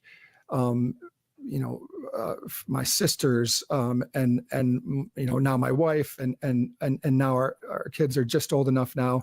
So those are the people that I think about. And I think about people, when I turn on the news and I see people that are victims of crimes, and I think, man, if they'd have just had a gun for self-defense, not because they would have even had to shoot the person, but because I know that when you're attacked, it happens at gas stations all the time. someone tries to rob a gas station, the clerk pulls the gun, and the person runs out the door. And that's a really good outcome.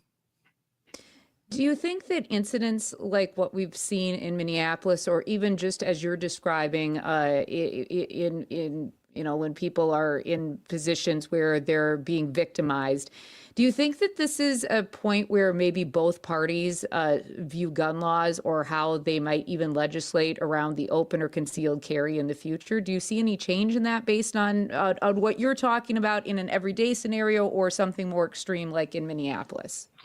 Yeah, I hope not. But I've been so pessimistic lately because there's just so much chaos that I know from past experience that the country club gun owner Republicans, they tend to, we don't lose our gun rights to Democrats who might always push for gun control. We lose them when Republicans throw in with Democrats for the sake of expediency and pass some reactionary measures. Sure. And that's what I worry about. Well, you mentioned, speaking of the Democrats and Republicans, you were quoted in an article or an interview with the Journal Sentinel as saying you found the Democrats' support now of concealed carry rights a little ironic. What made you feel that way, or what makes you feel that way? Yeah, I think that previously people were, especially sometimes on the Democrat side, were really pushed, not supportive of gun rights, not supportive of a right to carry. But now that I think a lot of people, and I'm trying to get Republicans to wake up to the fact that, look, I don't know the percentages for sure, but I know a huge percentage of people, Democrat-leaning voters, do carry. And so I like to see that Democrats, when Wisconsin had a referendum back in 1998 to put our state constitutional amendment on the ballot, do you support the right to keep and bear arms for security, defense, hunting, recreation, any other lawful purpose? It was 74% supported that. And that's what I want politicians to say is this is and I think it's probably only grown now. So I think it's an 80-20 issue. And so I think on both sides of the aisle, politicians should respect individual rights to be able to protect themselves. And I'm glad to see, and I think Republicans need to learn. I try to get Republicans to come to our concealed carry classes and see, look, over half the class is women and over half the class is not white. Will you please recognize that there's, a lot of support for right to carry outside of what you consider your traditional Republican base, and Republicans do not have the gun vote sewn up as they think. Nick, we've only got a couple minutes left. I'm sorry. I just wanted to ask this, and pardon me, Jamie. No, a lot of debate between this case with Alex Preddy and the Kyle Rittenhouse case. A lot of people trying to draw those parallels. Do you see those cases as similar, different? And if they are different, how so? Yeah, much different. So in Kenosha, if you lived in Kenosha, the police were, and the law enforcement was and the National Guard was not called out when the Rittenhouse situation occurred. It was called out after that. So the police, law enforcement was protecting government buildings. The neighborhoods were left to fend for themselves. So Kyle Rittenhouse did not have any interaction with law enforcement. He was, and if you live in Kenosha and you have a business and a home, you can't be in two places. You need help from other people to come help you protect your businesses and so that's why Kyle Rittenhouse was there. If your neighbors can't help you because they're protecting their own homes. So, so Kyle Rittenhouse was not doing the same kinds of thing. He wasn't interacting with law enforcement, and he was running away. The first person who he shot, he ran away from that person. That person pursued him. He was running away when he shot him. Then he was running down the street. The mob attacked him. The person hit him with a skateboard. So he was trying to retreat. And so that's where it's much different, because he was retreating. He was trying to get away. And that's what we ask people to do instead of trying to use deadly force. Nick Clark, he is the president and co-founder of the gun rights advocacy group Wisconsin Carry, also a firearms instructor. Thank you so much for joining us today. It was great to be with you guys. Yeah, we thanks, appreciate Nick. this conversation. Thank you so much. Talk to you again. WisconsinCarry.org is the website. So go and check that out. And if you want to learn about concealed carry, you can take the classes and get all set yourself. Absolutely. You are listening to Civic Media Mornings. My name is Jamie Martinson. And I'm Brian Noonan, and this is the Civic Media Radio Network.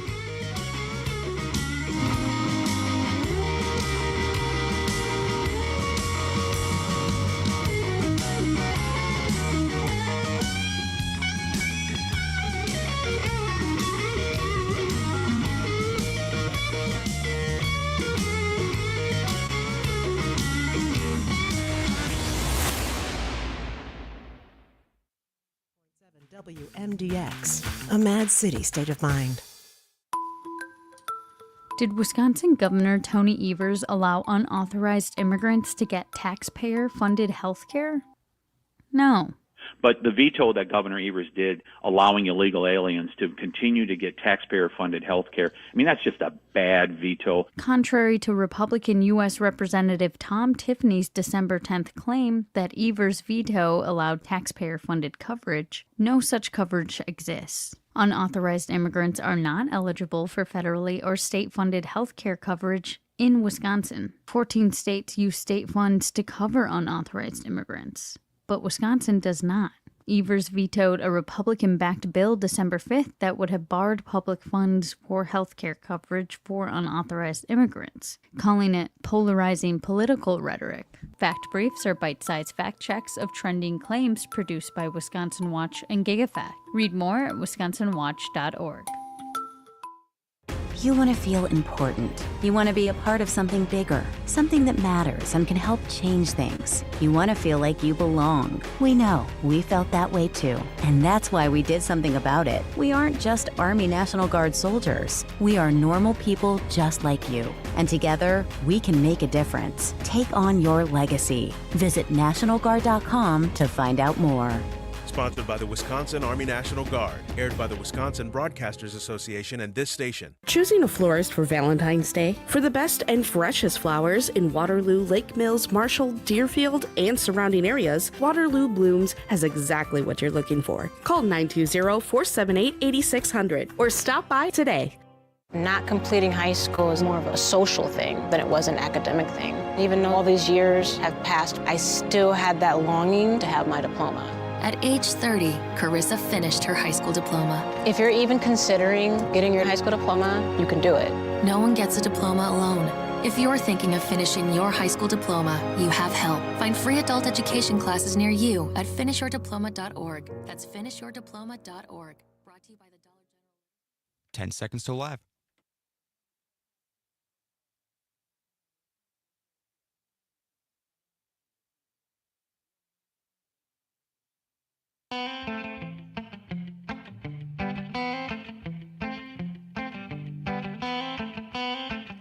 $7:22 right now. Thank you so much for joining us this morning on the Civic Media Radio Network. You are listening to Civic Media Mornings. My name is Jamie Martinson. And I'm Brian Noonan. We're going to continue our conversation. We want you to get involved. We just heard from Nick Clark, the president of Wisconsin Carry. We were talking a little bit about that, and we have some more thoughts on that, but we'd love to hear from you. 855-752-4842. Also, Jamie, we have conflicting updates from our rodent friends. Punxsutawney Phil claiming that no, unfortunately, there will be 6 more weeks of winter, and yet locally we have better news. Yes, we do, because Jimmy the Groundhog in Sun Prairie emerged this morning, and he did not see his shadow, which means he is predicting a quick end to winter, and he didn't attack the mayor either this time around. So this is good news for Jimmy the Groundhog. He did his job both ways. I always knew Jimmy the Groundhog was the better groundhog out of him and Punxsutawney. Anyway, listen, Pennsylvania. I have no problem with Pennsylvania. I'll go with a local groundhog every time because I don't listen. Except for Pittsburgh, where my daughter lives, I don't care if they get 6 more weeks of winter. No. But we're here. I want Jimmy making the call for us. So, Jimmy, good on you. I don't know what groundhogs eat. We also learned that Whistle Pig, if you weren't, there's a lot of updates on this program. Somebody wished us a happy Whistle Pig Day. Yes. Neither one of us knew. Jamie, they saved you. You didn't have to do the research. I know. It appears Whistle Pig is a nickname for a groundhog. So, Whistle Pig Day is another name for Groundhog I had no Day. idea. That's new to me. It comes because now I've never wrestled a groundhog, which is one of the few living things that I have not on my locked flowchart up either. with. But they emit a high-pitched squeal, much like a whistle. And so the Whistle Pig became a nickname for a groundhog. Boys in the Boy Aquarium, you ever wrestle a groundhog? And that's not a euphemism. No, I've never. Parker, I've never. I never have. I've never heard of one whistle either. I'm very interested in the whistle. Next year, Jamie, we get a groundhog in here We do. under the desk. We and do. if it pops out, it attacks the Boy That's right. Aquarium while it's seeing Maybe it'll its make a whistle sound. whistle sound. And then we can Maybe decide. I'll make a whistle sound. Wow. Then it's 8 more weeks of HR hearings. That'll be what happens then. Oh my goodness. All right, let's get back to our interview with Nick. Nick Clark, again, chairman and president of Wisconsin Carry. They're the largest all-volunteer pro-advocacy group. And we thought that it was going to be important to talk to Nick because there's been a lot of conversation regarding the administration's stance on the Second Amendment and people trying to figure out concealed carry, open carry, should you bring a weapon to a political protest, all of that. So it was important. But our time was tight. And I hate to sound like I'm making an excuse for myself, but there were a couple things that we didn't have time to go into further. And I think you felt the same way, right, Jamie? Yeah, absolutely. And so let's start with first and foremost what he said in regards to Alex Preddy. We'll start there, and then we'll keep these comments brief because I know there's another one we want to touch on. So could we hear that clip, please, Boy Aquarium? First, if people are protesting, and because I've been to protests and I've been armed, and I think that I encourage people to carry all the time. So protesting armed, I believe, is a right. And so for the president to say that you shouldn't protest armed, or I disagree with that. And that was a bad word choice. Bad word choice. Okay. So the question would be, though, you're allowed to protest. To me, the big question is you're allowed to protest armed in this country, right? You're allowed to have a weapon on you at a protest. We've talked about this. Even during COVID protests here in Madison at the Capitol, people were able to bring rifles and guns as long as they were not in the designated no areas. Correct. And Alex Preddy also had a permit to carry said handgun. So and the weapon never left his waistband. Right. Never. It was. I don't believe, and the video seems to back it up, I don't believe it would have even been noticed had he not been tackled because he was helping that woman. We want you to jump in 855-752-4842. Dick is in where is Dick? Madison, I believe. Hi, yes. Dick. Yes, Dick's in Madison. You've been holding on. Welcome to the show. Good morning. Real quick on the groundhogs. Yeah. Channel 15 this morning. The one in Pennsylvania over the years is at 36%. Okay. And the one out here in Sun Prairie is at I think they said somewhere like 40 something. Ooh. 40. Slight edge. 50. All right. Yeah, slight edge. All right. All right. So this gun situation. When he talked about retreat with Rittenhouse, the proper retreat from him would have been not to come at all. First of all, he was a minor carrying an assault weapon, which he couldn't even purchase. How the hell he came across state lines with that, heaven knows, but he never should have. That's the retreat. And you know what? Had we had more time, that was exactly what I was going to get into the conversation with Dick. I appreciate the call. And all right, so Jimmy the Groundhog in Wisconsin, slight edge when predicting the weather. We love that. We love that. Good for us, by the way. Yes. But back to Dick's comment. I mean, I think that's the big question, right? Kyle Rittenhouse was a minor. Yep. He came across state lines with a gun, and this wasn't a conceal and carry kind of moment. This was him in broad daylight using the gun to what he said, and which actually got him acquitted, to defend himself during the protests. And I think the situations are different, right? It's 100% different. He had no right to be there. No one will convince me that he was going there to protect businesses. He was to use a sports parlance, he was a jock sniffer who wanted to get involved. Right. He went up there with a weapon that he shouldn't have had, that his mommy gave him, and got involved with people who lived in that community. You're never going to convince me that there's a parallel between Kyle Rittenhouse, who the right made a hero, and Alex Preddy, who never drew his weapon, was there helping another person when he was tackled by ICE. That's when the gun became visible. He was disarmed prior to being shot. You can't argue the facts. Kyle Rittenhouse is a crybaby wannabe, and he always will be. However, and that's my opinion. we appreciate Nick for joining us today to have these really important Yes, conversations we because I do. think they're going to keep coming up more and more. It is 7:29 right now. You're listening to Civic Media Mornings. I'm Jamie Martinson. And I'm Brian Noonan. We'll talk to John Parker from Minneapolis after this on the Civic Media Radio Network. Where the cheese is sharp and the vibes are chill. This report brought to you by Downdren's Distilling, a destination craft distillery focused on creating unique spirits. Online at downdrens.com or visit the tasting room in Cottage Grove. The annual Wisconsin Conservation Congress is on the way in April, a very unique element to how Wisconsin manages its natural resources. I'm Pam Yonke. Now, from the Rural Mutual Insurance Farm News Desk, here's what's happening on a Monday. Paul Reith is one of the delegates that's waiting on all the resolutions that Wisconsinites want to submit for conversation this year during the Wisconsin Conservation Congress. And he said, really, if you think it's only about hunting, you might want to think again. He gives an example of one resolution that we'll hear conversation. One of the real exciting ones coming up is wake boats. So there's these really large boats that they put ballast in and to create a larger wake on a lake. And so the question is, does that change water quality? What are the impacts? Who does it impact? And if we think about a lot of the flowages in the state, if anybody's subject to water quality monitoring, could there be, upstream some activities that change because of this on the water that change the water quality, and suddenly there's a compliance issue with somebody in their business downstream. Paul Reith is a delegate collecting resolutions that will be considered during the Wisconsin Conservation Congress, April 13th through the 15th. If you'd like to submit a resolution for conversation. Hello, John. Hello. How are Hi, you John. doing? Good to see you. Good to see you. Good morning. Welcome back. Thank you.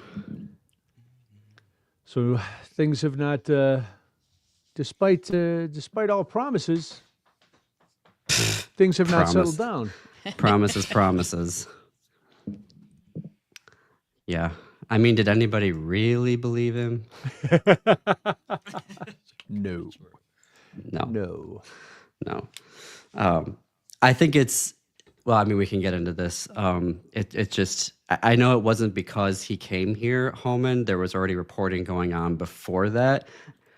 But last week, to start to see how they have started creating the database that Holman kept talking about last year. And so it was interesting to me that reporting started coming out the week that he shows up. But yeah, it's... Yeah, we'll touch on President changing direction, saying, we're going to start pulling back and cooling things down. And then the next day, no, we're not. Yeah. Yeah. But the protests are still going on, and you guys are being joined by protests around the country, so that's good, I guess. Yeah. Yeah. I didn't realize how big Fridays was going to get. Yeah. No, it was. I was watching, I keep tabs on Mercado Media. He's a local guy, and he's always at whatever is happening, if there's a protest or a demonstration going on. And I kind of tuned into him because I'm like, let's see what the crowd size is on, Friday. And he kept saying, he's like, it's not done yet. It's not done yet. It's not done yet. I can't see the end of it. And then the big Constitution came down, and I'm like, this looks like Pride Parade because it's down the same avenue. And I was like, geez. Yeah. No, it was pretty incredible. Watching them from around the country, it was just, and then seeing on social media all these small businesses that I follow, mostly breweries and stuff, but they were all, we support, we can't close, but everybody was making donations. Everybody to either a local immigration organization or one in Minneapolis. It was, people are paying attention. I don't know how much good it's going to do us, unfortunately, because I'm pessimistic, but I think it's great that it has really mobilized the citizenry. All right, we got about 30 seconds.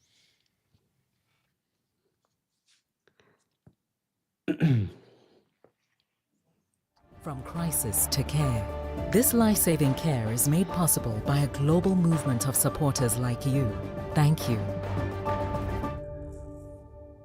Pete Schwaba. On the next Nightlight, I welcome Milwaukee film programmer Ty Williams, actor Dan Davies, and UWGB professor and playwright Thomas Campbell. Let's light it up. Nightlight with Pete Schwaba.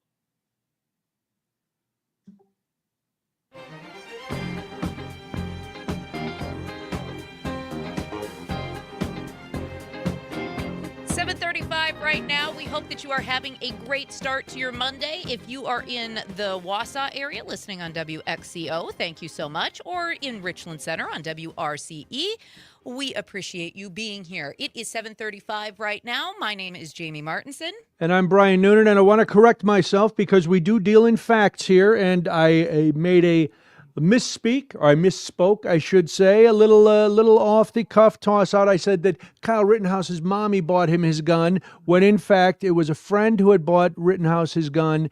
I think Kyle's mom drove him there. I think that's where I got confused. But a friend bought him the weapon that he used. They bought it and they stored it for him, and that's where he got the gun. His mommy didn't buy it for him. His mommy just gave him a ride. He did not bring it across state lines. Right. We like to dabble in the facts here. Yes, we do, and sometimes emotion takes over. That's why we try to get someone less emotional, which is not the case when you talk to another talk show host. John Parker is a host on AM 950 KTNF in Minneapolis. He's joined us before through all this. John, thanks for coming back on with us. We love to get your perspective on what's going on. A lot of big news coming out of Minneapolis in the last, every day, let's be honest. But the biggest one that we paid attention to the other day was Tom Homan coming in, replacing Greg Bovino. And all of a sudden, we started hearing about this database, the list that reminded me of J. Edgar Hoover's list of people and agitators. Do you think that was a coincidence? Were people starting to talk about the prospect of this list before Homan got there, or did Homan's arrival, because he has been a big proponent of this list, lead to everybody starting to pay attention? I think it's a couple of things. So the reporting is kind of in depth. I would refer you to like Wired magazine and 404 Media. They've been really tracking what DHS has been doing in terms of purchasing contracts and the technology they're using and how they're using it. What we've seen here locally is over the past 2 weeks, more and more DHS agents recording demonstrators, recording legal observers. Like you recall from the murder of Renee Nicole Good, part of the issue is that Jonathan Ross has a gun in one hand and his cell phone in the other. He walked all the way around her SUV recording it. And it's like, what was he doing? Obviously, we've been more focused, rightly so, on his murdering her. But there's also that question of why was he doing that in the first place? And we've seen more and more people, DHS agents, walking up, observers reporting that they walk up to them, they stick their cameras in their faces, the agents into the observers and demonstrators' faces, and people are like, "What are you doing?" They're like, "We're creating a database. You're in a database now." And we've had reports of folks that have lost their TSA clearance. So they said, I was reserving, they recorded me, and then I get a notice that my TSA clearance is gone. And we've also seen, and for folks who may be, I would say to observers, particularly if they're journalists, for sure. There was a great Intercept article after they detained, they didn't arrest, and I'm blanking on their name, Washington Post reporter, but if you use biometrics on your phone, apparently the government doesn't care, the judicial system, that they can force you to put your thumb or your phone up to your face to open your phone and then get all the data that's inside of it. So the recommendation is to use an alphanumeric password. So numbers and letters, those are more difficult to open and force somebody to open. So yeah, it is. And it's interesting because Homan has been on Fox News and been telling everywhere, we need a database, we need a database, we need a database. And now they're being very aggressive. And the aggressiveness is like, haha, we've got you now. And it sounds like a cartoon like Marvel villain, but then knowing who this administration is, it wouldn't surprise me at all if they're creating a database to harass people. I mean, we saw people in Maine. This will be my final thought on it. We've seen people in Maine reporting as things were starting to ramp up there. They're like, we just started getting organized last fall, and now I've got agents knocking on my door. Like, how do they know that I'm here and part of this? And what justification are they using for taking away people's TSA clearance? I guess they don't need justification. They can do whatever they want. They have the database, apparently. Yeah. Legal intimidation, I would say, is more. Yeah, I was going to say, because even if you were standing there, there's, all right, you're in the database. What did you do? What did you do wrong? Anyway, go ahead, Jamie. Sorry. No, you're fine. Because, I mean, that sounds very utopian and scary. Because Tom Homan came in as the border czar and promised some sort of de-escalation. They promised that things were going to get better. They talked about taking ICE agents out. Obviously, that hasn't happened if we're talking about a database this morning, John. So what is the city's mood right now? There are huge protests on Friday. Are people feeling any sort of relief, or I'm going to assume that everybody's still on edge, but I would like to hear from you, not my assumption. No, yeah. I mean, it's a digital world, people in India can get real-time information now. It's not like it was 50 years ago. I would say over the weekend when Judge Menendez rejected the state's case related to the claims the state made against the Trump administration that they were violating our 10th Amendment rights, it was difficult to read that opinion because Judge Menendez, she writes how terrible everything is. So she's like, this court needs to acknowledge that, but you didn't prove, and so the harm, and so they get to keep on doing it. So it's like, okay, you're acknowledging the devastation, but you're just going to let them keep on doing it. And there were legal observers to that said, the state's case is on shaky grounds here. But in Minnesota, and I believe, is Wisconsin and Illinois covered by the 8th Circuit too? I don't know, but the 8th Circuit is a nightmare, and whatever next president comes in, they need to start paying attention to the 8th Circuit because they live in the land of fanciful thinking as well when they were watching video. And that's the thing that gets me, is how many times these folks will look at video and tell you not to believe your eyes. Like the 8th Circuit overturned Judge Menendez telling ICE do not use tear gas and other chemical irritants against demonstrators and observers. The 8th Circuit looks at the video and goes, well, we can't tell if someone's peaceful or not. And just to clarify, Wisconsin and Illinois in the 7th Circuit. So we Oh, have lucky our you. own. Yes, we have our own problems over in Illinois, Wisconsin, and Indiana. So just a little clarification. Little bit of good news, John. We're talking to John Parker, host on AM 950 KTNF in the Twin Cities. Liam Ramos got to come home the other day with his father. So that was, as we're seeing the pictures of him being reunited or being brought home and with his dad, it kind of goes against all the people who were saying, well, ICE didn't take Liam Ramos. His father ran away and abandoned him on the street. That, looking at those pictures, that is not a father who would run away and leave his 5-year-old child standing there with ICE agents. It's once again back to that argument, don't believe what you see. Isn't it stunning that is their choice, that how they're approaching this? I mean, don't believe the photos that you see. Don't believe the 7 videos of Alex Preddy's murder. Don't believe the 5 or 6 videos of Renee Good's murder.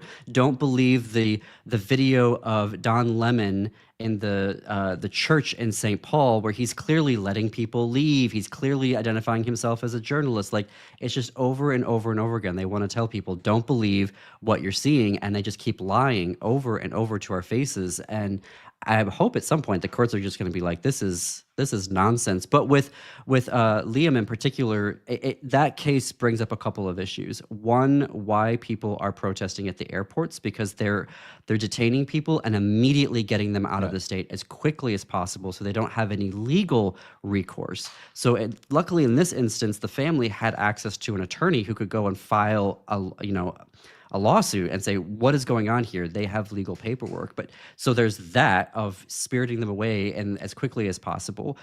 There's the continuation of people who have papers, people who have green cards, people who have no criminal record are being swept up and put into these detention centers as quickly as possible. Issue number 2. Issue number 3, which I don't hear the Democratic Party talking enough about, the conditions within the detention centers. They are atrocious. They are cramming people in there. There is no food. And in some instances, when they're releasing them in Minnesota, they're just sending them out into the cold. You all know what cold is in the upper Midwest. Like they literally send them out there. No one's coming to pick them up. They're not telling anyone they're releasing them. They don't have a coat. That's reports that we're getting. They're literally just tossing them into -5-degree weather outside the Whipple building in St. Paul and saying, you figure it out. It's the cruelty so there seems needs to be driving better most of attention paid these. to. Yeah, there's a lot going on with all of this. There's also this new report, and I'm wondering what the local response is to this, John, about ICE claiming that a man shattered his skull just by running into a wall at the hospital. I don't understand how that happens. What's the coverage like from you guys up there on this story? Because it just, or is it getting exhausting too, that just every day it's more and more of these ridiculous claims, and of course you have to talk about them, you have to cover them, but at some point you just go, I'm so tired. They're not tired, so we can't be tired, I guess. There you go. There you go. That say makes that. Perfect. Yeah. But so the case is Alberto Castañeda Mondragon. I apologize, I don't speak Spanish. And this was a case where they brought Mr. Mondragon to the Hennepin County Medical Center with clear injuries, bone fragments in his skull, in his face, as you just said, Brian. And the staff there, the nurses and the doctors were like, this would be laughable of what you're saying if it wasn't so tragic here. And this took place. So they beat him up and then said that, he ran into a wall while he was trying to escape the day after Jonathan Ross murdered Renee Colgood. We're joined by John Parker, host. I'm sorry. Go ahead, John. No, go ahead. Sorry. I was just going to say, but we're joined by John Parker, host on AM 950 KTNF. But I want you to finish your thought, because I think this sets up a broader question, though, about how hospitals and medical staff are being are being mentioned in the context of these protests and these ICE actions. So finish your thought, and then we can talk about that a little bit too. I'm sorry. Well, no, sorry. The staff there, the nurses and the doctors, immediately recognized, no. These injuries could not happen by someone just running into a wall. And so they had to begin the process of ascertaining what happened, helping Mr. Mondragon, and then how do they try to hold them accountable, ICE accountable. At one point, they were trying to shackle him to a bed because he was supposedly a flight risk. And then, as it turns out, again, this gentleman had no criminal record and he had legal paperwork. I was talking to a representative last week, actually my representative who covers Columbia Heights, which is where Liam's family is from. Right. She said, I had a client the other day who he showed his green card. They said it was fake. They took him down to the Whipple building, and then they yelled at him and interrogated him over why didn't he show his green card to the agents so they didn't have to waste everybody's time. Wow. It would be hilarious. We would all laugh if this was a movie and go, this could never happen. And yet it is happening nonstop. And you're right. Your point was perfect, John. They're not tired, so we can't be tired. It's crazy. I don't know how the people in the Twin Cities are dealing with it, and it shows no sign of slowing down, Jamie. No, it really doesn't. And we're running out of time here very quickly, but for anybody watching outside, just a couple of seconds here, John, from watching outside of Minnesota, what do you want them to know right now in this moment? What should we know? We're getting strike ready. You all need to get strike ready. The general strike is coming, folks. For the first time. Much. Thank you. John Parker, our guest. He's a host on AM 950 KTNF. I'm sure we will talk again. John, have a great rest of your day. Thanks. Thank you. 7:48 right now. You're listening to Civic Media Mornings on the Civic Media Radio Network.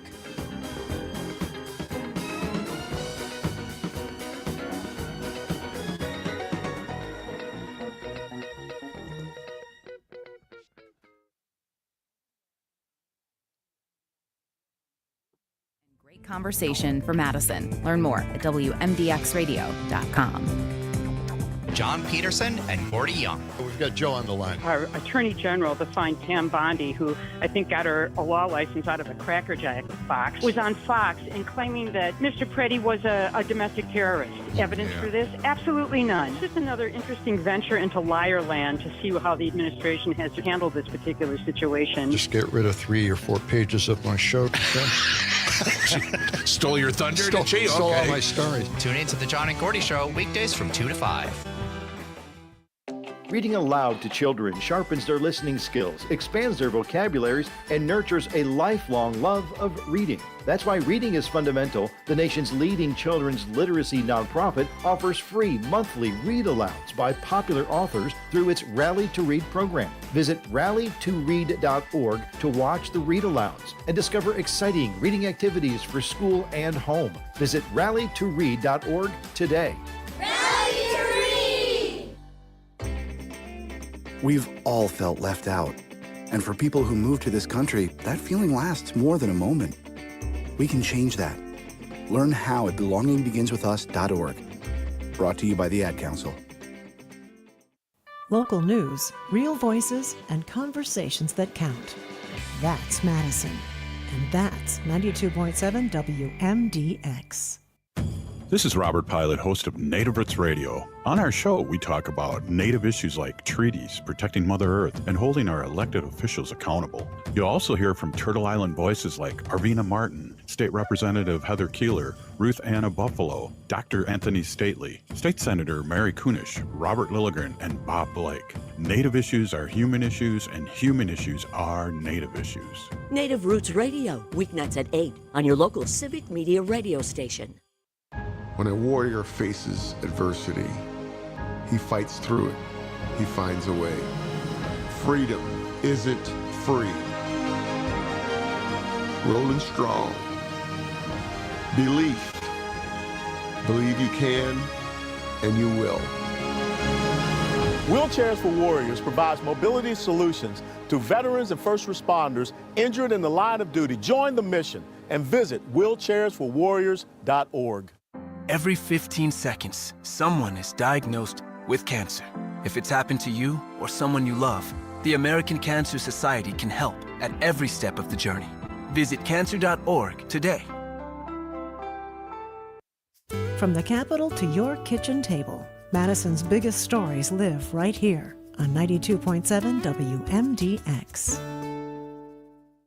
Parallel parking in Madison? Impossible.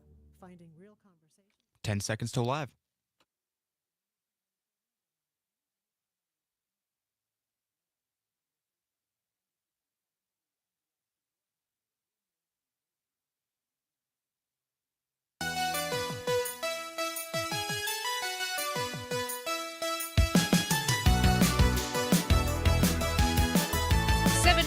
Right now. Thank you for joining us this morning on the Civic Media Radio Network. This is Civic Media Mornings. My name is Jamie Martinson.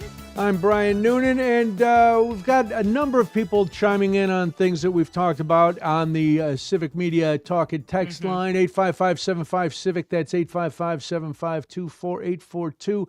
Jim is in Appleton. He says, as a gun owner, I am forever reminding my Republican friends that in the past 80 years, the only gun control legislation that has passed was pushed by the Republican Party, most famously the Brady Bill. Yes, but the Democrats are coming to take your guns. That's the party line there. And Mark from Prairie du Sac says, just read that there is a measles outbreak at an ICE facility in Texas. It's now on lockdown. We will double check that. Jamie already started typing to see. I'll do a little research. That should be easy. I've got a bone to pick, Jamie. With what's that? Well, with the Grim Reaper. Took the wrong person again.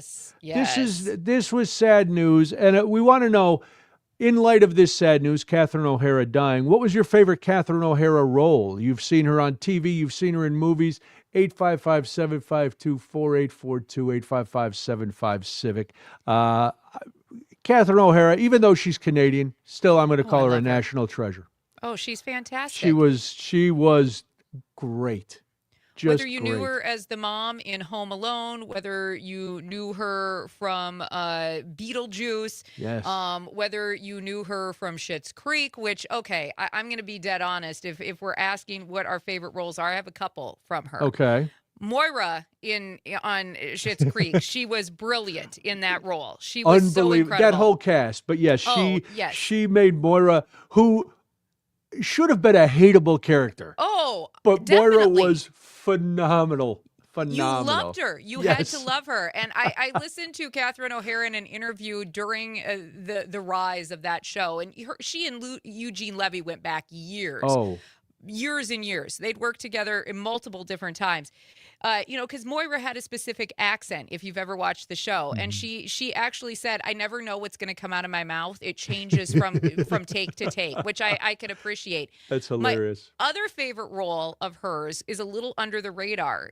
It's from Waiting for Guffman from 1996, where she played Sheila Albertson, who, I mean, she was a small-town travel agent in this movie. She was also an amateur actress. That was her role.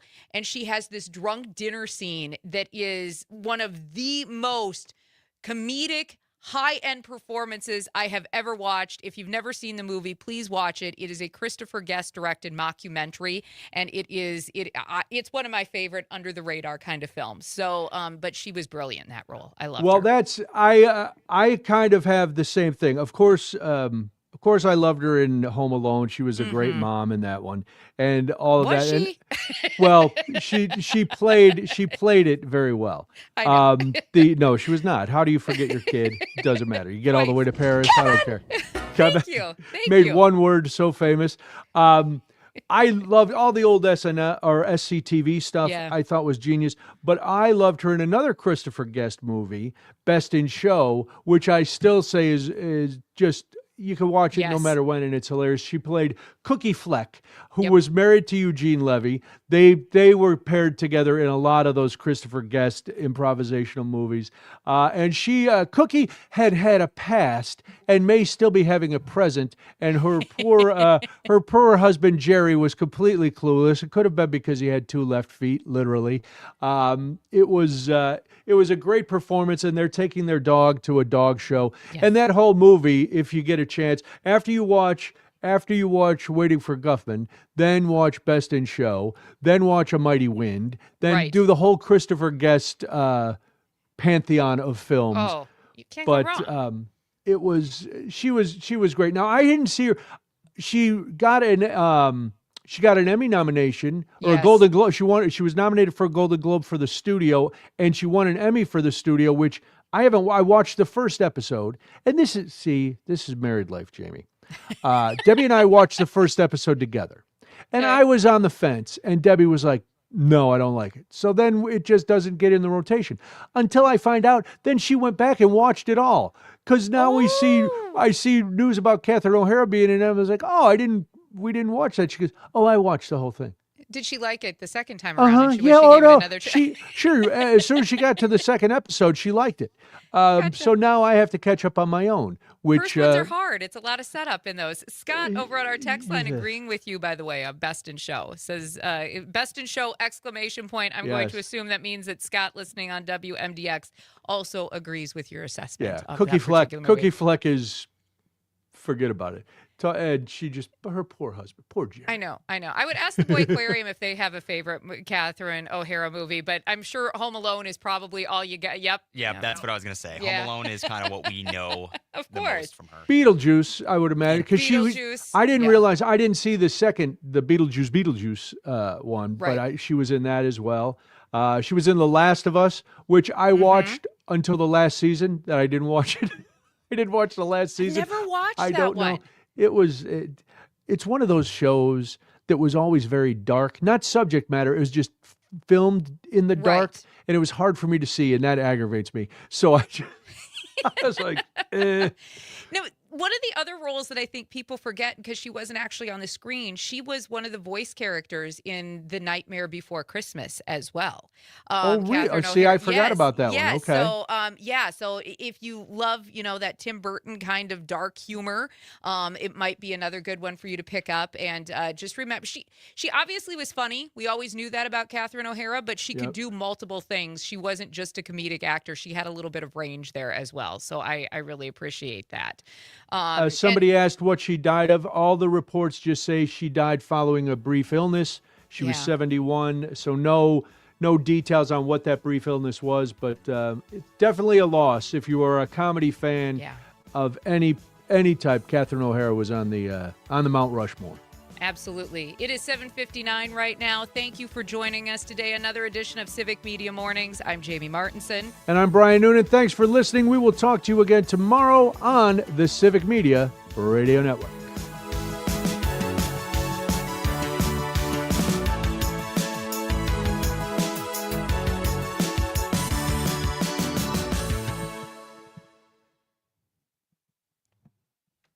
All right, that's all we got. Thank you so much for tuning in to Civic Media Mornings, and we will see you all tomorrow. Bye-bye.